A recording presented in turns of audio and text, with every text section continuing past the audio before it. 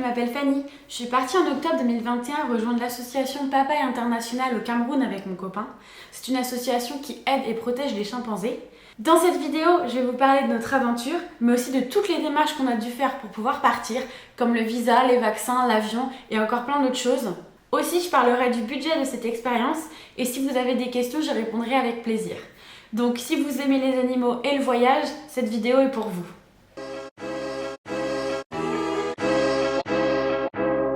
Alors pour commencer cette vidéo, on va parler des raisons qui m'ont poussée à faire une mission d'éco-volontariat et surtout comment choisir l'association avec laquelle partir.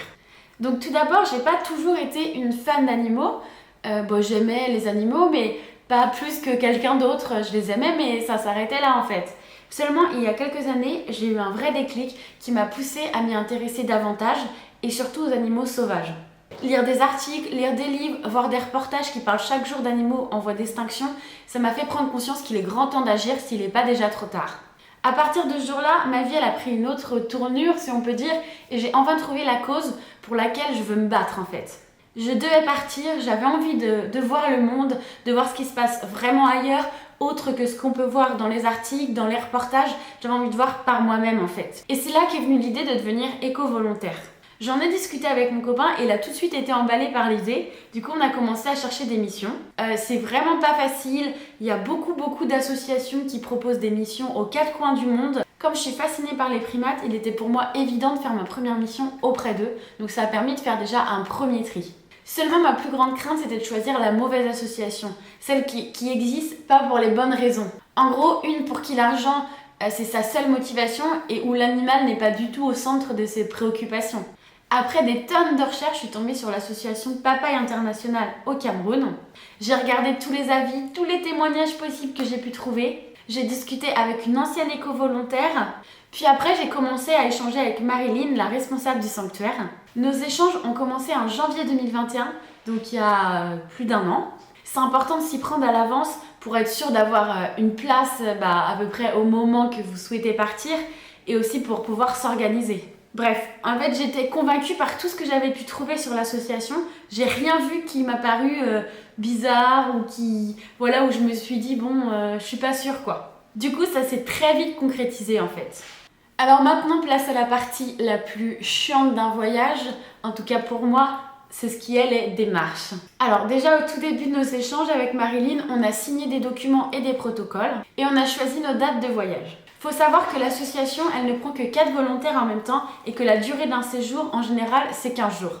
Nous, on voulait partir un mois, donc j'ai demandé en fait et puis ça a été accepté directement. Donc pour commencer, assurez-vous d'avoir un passeport valide et si c'est pas le cas, ne tardez pas à prendre rendez-vous. Ensuite, pour partir, il vous faudra forcément un visa. Donc en fait, ce visa, il sera valide que 3 mois après sa création. Après, vous pourrez plus vous en servir, il sera nul en fait. Il faut le faire, mais du coup pas trop en avance. Pour vous donner un exemple, nous on est parti le 1er octobre au Cameroun et on a fait nos visas mi-août on va dire. Nous on a fait nos visas sur internet via le site Action Visa. Ça a été hyper rapide, hyper pratique, on n'a eu aucun problème. Aussi avec Action Visa, vous avez le choix de prendre l'assurance médicale et rapatriement. Nous c'est le choix qu'on a fait parce que de toute façon il vous faut une assurance, elle n'était pas hyper chère. Donc on ne s'est pas embêté plus que ça. Maintenant parlons des vaccins pour entrer sur les territoires camerounais. Alors il y en a 2 qui sont obligatoires, c'est la fièvre jaune et la typhoïde. Après l'association, pour venir sur le camp, elle demande d'être vacciné à pas mal de choses comme, je vais vous les citer, la polio, l'hépatite A, l'hépatite B, la rougeole, les oreillons, la rubéole, la tuberculose et ainsi qu'avoir un test négatif à l'hépatite C et HIV. Alors pour les faire, nous on a été dans un centre du voyageur international à Nantes. Avant vous avez un rendez-vous avec un médecin qui vous explique tout sur les vaccins que vous allez faire après et aussi qui vous donne de précieux conseils sur la vie en brousse en fait. Aussi il nous a expliqué les différents traitements contre le paludisme parce que oui c'est obligatoire un traitement pour aller dans un endroit comme l'association Papaye de suivre un traitement contre le paludisme. Vous êtes vraiment dans une zone, en pleine forêt avec une tonne de moustiques. Là, faut absolument avoir un traitement. On a finalement choisi le générique de la Malarone qui s'appelle Atavacol. C'est selon nous le traitement qui s'adaptait le mieux à notre mode de vie là-bas. Personnellement, nous on a eu zéro problème avec le médicament. Je sais qu'il y en a beaucoup qui ont eu des soucis. Il y a beaucoup d'avis négatifs sur les traitements du paludisme. Sauf que n'oubliez pas que ça dépend de chacun et qu'on a plus tendance à mettre un avis négatif sur internet que positif. Donc voilà. Aussi, en parlant de moustiques, il vous faudra absolument commander le Bushman. C'est ça, c'est un anti-moustique australien, hyper fort, hyper gras, hyper désagréable, mais il est indispensable. Aussi, il vous faudra un certificat médical de bonne santé et il sera remis directement sur le camp. Ensuite, il faudra réserver l'hôtel pour le premier jour de votre arrivée, donc pour la première nuit, parce que c'est que le lendemain matin que le taxi viendra vous chercher pour vous emmener sur le camp. En tout cas, le plus important, c'est de respecter les délais, mais tout est écrit sur les feuilles, donc il n'y a aucun souci. C'est un peu compliqué, voilà, c'est chiant, ça prend du temps les démarches, mais il faut le faire et si on respecte bien les délais, tout se passe bien.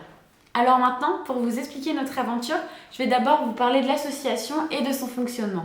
Donc Papaye, c'est une association qui se situe en plein cœur du parc naturel de Douala Edea au Cameroun. On est au bord du fleuve de la Sanaga. L'association, elle est gérée, comme je disais, par Marilyn. Sur le camp, il y a 5 soigneurs qui s'occupent nuit et jour des chimpanzés.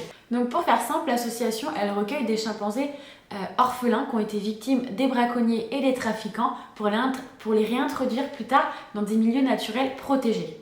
Mais avant ça, lorsqu'ils sont petits, fragiles et ayant vécu une enfance difficile, ils restent sur le camp où ils dorment dans des grands dortoirs. Sinon, la journée, en fait, la forêt est à eux. Ils sont libres de faire ce qu'ils veulent. Lors de notre voyage, ils étaient 5 chimpanzés enfants et il y avait aussi 2 bébés sur le camp. En fait, c'est à l'âge de 13 ans, quand ils commencent à montrer une envie de s'émanciper, que les chimpanzés sont emmenés sur des îles où déjà d'autres sont. En fait, il y a déjà d'autres chimpanzés présents sur les îles. Ils sont à peu près 30, je crois. Et là-bas, en fait, ils sont en semi-liberté. Ils profitent d'un immense espace où personne ne pourra jamais rien leur faire. Ils sont protégés et vraiment protégés. Donc, ils ont de quoi se nourrir sur les îles, mais les soigneurs, ils continuent à garder un lien avec eux, à veiller sur eux, en leur donnant à manger 2 fois par jour, bien sûr à distance, parce qu'après ça devient dangereux. Ils leur donnent à manger d'une pirogue, en fait. Donc, comme je le disais tout à l'heure, l'association, elle n'envoie pas plus de 4 personnes en même temps. Donc en fait, c'est un roulement tous les 15 jours ou un mois. Ça dépend après combien de temps vous partez. En tout cas, vous ne serez jamais plus de 4 en même temps. Et ça, c'est vraiment génial pour profiter de chaque moment. Voilà, vous êtes vraiment avec les chimpanzés, avec les soigneurs. C'est votre moment et vous n'êtes pas les uns sur les autres, quoi. Maintenant, je vais vous expliquer un peu les missions là-bas et le déroulement d'une journée sur le camp. Donc la journée de travail, elle commence toujours à 8h pour donner les biberons aux chimpanzés qui sont sur le camp. Ensuite, soit vous partez en forêt le matin ou l'après-midi. En gros, c'est un roulement avec les 2 autres éco-volontaires qui sont présents. Enfin, je parle pour moi parce que moi j'ai été avec mon copain. Après, si vous partez tout seul, vous serez avec quelqu'un des 3 autres personnes qui sont venues. Enfin voilà quoi. Donc en gros, si vous partez le matin, vous restez en forêt avec les chimpanzés jusqu'à à peu près 12h30. Vous rentrez sur le camp, vous mangez, vous aidez à préparer le nourrissage des plus grands du coup sur les îles. Puis à 16h, quand tout le monde rentre de la forêt, donc les chimpanzés qui étaient partis et les 2 autres éco-volontaires et le soigneur qui les accompagne, vous partez nourrir les îles. Et là, c'est vraiment tout le monde, enfin je veux dire, vous allez tous les 4 éco-volontaires nourrir les îles. Au retour des îles, vous donnez le biberon aux chimpanzés qui sont sur le camp, donc il est à peu près 17h. Et en fait après, c'est la fin de la journée, parce que de toute façon à 18h il fait nuit et qu'on n'y voit plus rien. Et si vous êtes d'après-midi, c'est presque pareil, vous donnez les biberons le matin, puis après, une fois que les éco-volontaires du matin sont partis en forêt, vous allez nettoyer les cages des chimpanzés.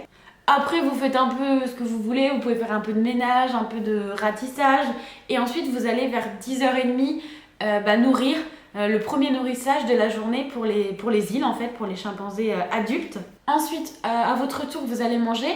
Et après, on vient vous chercher pour vous emmener en forêt.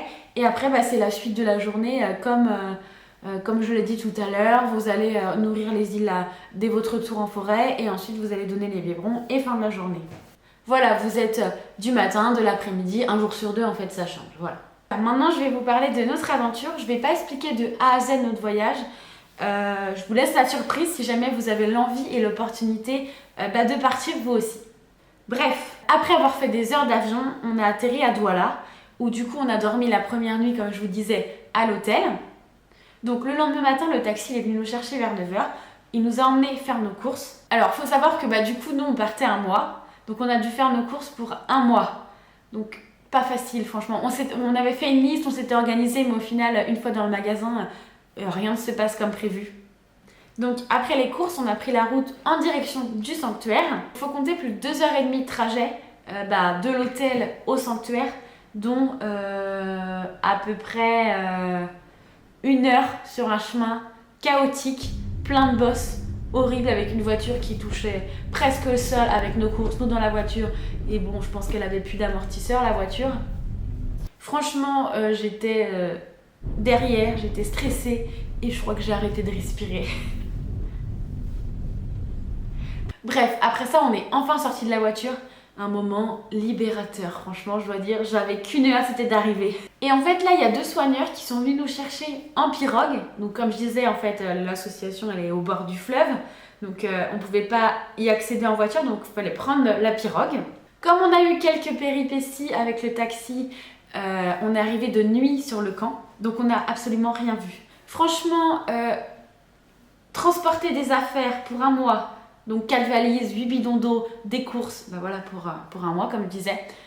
Dans le noir, avec seulement un flash pour s'éclairer, du taxi à la pirogue avec des marches, c'était quand même très très compliqué. À notre arrivée sur le camp, en sortant de la pirogue, on a été accueillis par les autres soigneurs, mais aussi Marilyn et son mari, donc la responsable du sanctuaire, et du coup on a fait la connaissance aussi avec les 2 autres éco-volontaires avec qui on allait passer 15 jours, parce que eux, il ne restait que 15 jours. Aussi, on a découvert notre nouvelle maison pour un mois et notre chambre. Je dois bien avouer que la première nuit, elle fut très compliquée. Enfin, franchement, je m'attendais pas à autant de bruit et à autant de moustiques.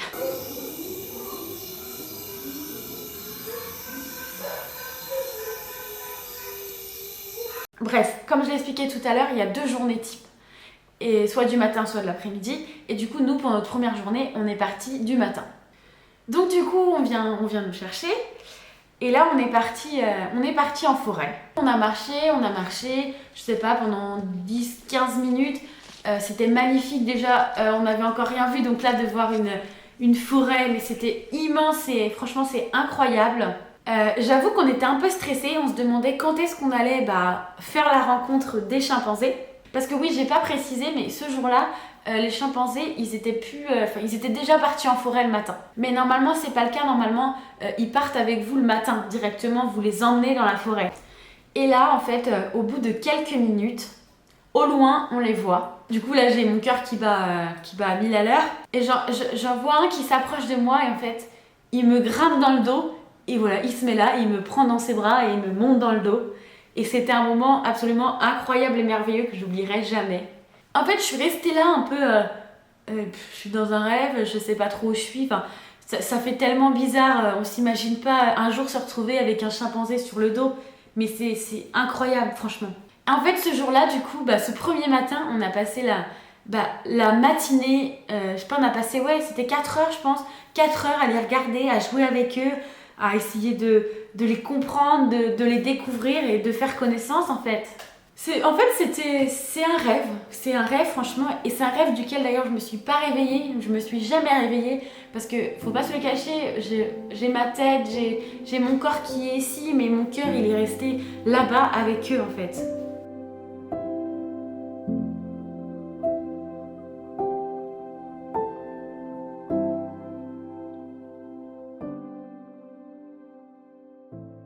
Bon, ensuite il a fallu rentrer de forêt. Puis c'est vers 16h, quand tout le monde est rentré, que là on est parti rencontrer les grands chimpanzés qui sont sur les îles. Et c'est pareil, c'était absolument incroyable. Le matin, on était en train de faire des câlins, en train de passer du temps avec des chimpanzés enfants. Et l'après-midi, on se retrouve là sur une pirogue, sur le fleuve de la Sanaga, en train de nourrir des grands chimpanzés. C'était un moment aussi incroyable, c'était merveilleux. On est resté, je sais pas, 45 minutes à les regarder, à les regarder manger, à les regarder se battre, à les regarder s'amuser, à les regarder rigoler. Voilà, c'était magique. Magique, mais surtout impressionnant. Enfin, j'ai déjà vu des chimpanzés dans les eaux, mais ça a tellement rien à voir. J'ai même pas de mots pour décrire ce moment, voilà, tous ces moments qu'on a passés là-bas en fait. Et au final, bah voilà, les journées sont passées et le mois a très vite fini. C'est passé vraiment très vite, mais chaque journée a été aussi mémorable l'une que l'autre. Ça a été un moment déchirant de quitter le sanctuaire au bout d'un mois. Un mois où on avait passé tout notre temps avec les chimpanzés, mais aussi avec les soigneurs. Ça fut très compliqué pour nous de retrouver notre petite vie après tout ça en fait. Sinon, je voulais aussi vous parler de la vie en brousse et de ses difficultés, parce qu'il y en a quand même. Bah, déjà, la douche, du coup, en fait, on se lave avec l'eau du fleuve qu'on filtre et auquel on ajoute des pastilles. Donc, bah, ça prend du temps. L'eau est froide, mais bon, il fait tellement chaud là-bas que bon, ça n'a vraiment aucune importance. D'ailleurs, au niveau de la chaleur, nous, comme on est parti au mois d'octobre, c'est le moment où il fait le plus froid. Après, il faisait jamais au-dessous de 25 degrés. La journée, je pense qu'on montait à 30, 33 tout le temps. C'est compliqué, il fait très chaud. Après, on s'est acclimaté, mais ça a mis un peu de temps. Les 2 premiers jours, c'était quand même très compliqué. Surtout, on transpire beaucoup avec les chimpanzés qui nous montent dans le dos. C'est quand même assez sport. Aussi, quand on est parti, il y avait plus de 80% d'humidité. Donc, tous nos vêtements étaient toujours mouillés. C'est pas très agréable, mais bon, on s'y fait aussi, c'est pareil. Au niveau de la nourriture, bon, bah, je vais pas m'étaler sur toutes les courses qu'on a fait, mais il faut savoir qu'il n'y avait pas de frigo. Donc déjà, on prend rien de frais. On est obligé de mettre notre nourriture dans des bacs qui sont bien fermés parce qu'il y avait des souris. Donc c'est pareil, c'est un peu compliqué, faut pas oublier, faut pas laisser un truc à traîner, ça c'est sûr. Après, au niveau du bruit, bah, comme je disais, je m'attendais pas à ça la première nuit. J'avais pas mis de bouchon d'oreille. Je voulais profiter de la nature, des bruits de la nature. Mais en fait, avec les singes, avec l'orage, avec la pluie, il a quand même beaucoup plu la nuit. Il y a vraiment beaucoup de bruit avec tous les insectes. Au final, j'ai vite mis des bouchons d'oreille et ça m'a sauvée franchement. Voilà, après j'ai encore plein de choses à dire, mais bon, si vous avez des questions, n'hésitez pas, posez-les moi et j'y répondrai, mais avec plaisir. Donc maintenant, pour parler budget, alors notez que nous sommes partis à 2 pendant un mois, mais là je vais vraiment vous parler de mon budget à moi, donc pour une personne, pour un mois, pour rejoindre l'association Papaye International. Donc, du coup, il faut compter 150 € d'avion. Nous, on a fait Nantes-Paris-Douala, aller-retour avec la compagnie Air France. Ensuite, on ajoute à mon budget 250 € de visa, avec, comme je vous l'ai dit au début de ma vidéo, donc le site internet Action Visa. J'ai aussi payé 130 € de pharmacie, donc 260 € pour 2 pour le traitement de la malarone, des pastilles pour filtrer l'eau, des antihistaminiques contre les démangeaisons de moustiques. À la pharmacie, pareil, 55 € de médicaments de base. Vous voyez, des Doliprane pour les maux de ventre, les compresses, enfin du désinfectant, un peu de tout. L'association, elle demande 1400 €, donc pour un mois pour une personne, pour rejoindre le camp. Mais voyez ça vraiment comme un don que vous allez faire, une aide en plus de votre implication physique, parce que l'association, elle marche que par les dons, que par les volontaires. Donc en fait, ça peut paraître cher, mais franchement, ça vaut le coup. En partant là-bas, il vous faudra aussi forcément faire quelques achats vestimentaires, parce qu'en fait, il vous faudra des vêtements qui sont faits pour subir, qui rentreront sûrement pas vivants du camp. C'est pareil, Marilyn vous enverra une liste de tout ce qu'il faut, des vêtements, des lampes de torche, enfin bref, vous aurez vraiment toute la liste, donc c'est pratique, c'est facile, voilà. C'est pourquoi du coup, on a dépensé 480 € à 2 pour des pantalons de journée, des sacs de couchage, des oreillers gonflables, des kawaii, des hauts à manches longues, à manches courtes, des chaussettes, enfin bref, voilà. Et en calculant uniquement mes achats, on ajoute à mon budget 244 €. Pensez aussi à vos repas là-bas, car vous devez faire vos courses le premier jour de votre arrivée. Et comme le camp est en pleine brousse, vous n'allez pas y retourner. Donc il faut vraiment tout prévoir au maximum. Nous, comme on partait un mois, on a acheté pas mal de repas lyophilisés qu'on a mis dans nos valises. Ça nous a coûté 38 € par personne à peu près. Pour finir, une fois au Cameroun, on a dépensé 1052 € là-bas. Pour les courses, les pourboires, les tests PCR. Le test PCR pour une personne, pour le retour, c'est 75 €. Donc c'est quand même un budget. Et il y a aussi le taxi. Donc en gros, on ajoute 126 € à mon budget. Aussi, il y a eu 33 € pour la première nuit à l'hôtel, le jour de notre arrivée. J'espère n'avoir rien oublié, mais en tout cas, pour vous donner une idée du budget, faut compter plus de 3000 € par personne pour un voyage de ce type. En tout cas, pour finir cette vidéo, je tiens à dire que c'était une expérience absolument fabuleuse sur tous les points. Déjà, il faut savoir que c'était la première fois qu'on partait aussi longtemps, aussi loin de notre famille, tous les deux. Surtout en pleine nature, sans avoir de nouvelles de personne. En fait, on avait l'impression d'y être depuis plus longtemps qu'un mois. Le dépaysement, il est aussi juste incroyable. C'est la nature, les grands espaces, l'immensité de la forêt. Et puis le meilleur pour la fin, c'est forcément les rencontres. Les rencontres avec les chimpanzés qui sont si semblables à nous. Franchement, ils sont tellement proches de nous. Ils nous ressemblent sur beaucoup de points. Comme nous, ils rigolent, comme nous, ils pleurent, comme nous, ils ont des sentiments, des émotions comme la joie, la peur, la colère, la jalousie. Voilà, c'est incroyable. Mais il y a aussi la rencontre avec les soigneurs. Des personnes toutes différentes, mais avec la même envie de protéger les chimpanzés en fait. Avec qui en fait ils passent tout leur temps, ils sont tous les jours avec eux, 24 heures sur 24, ils sont avec les chimpanzés.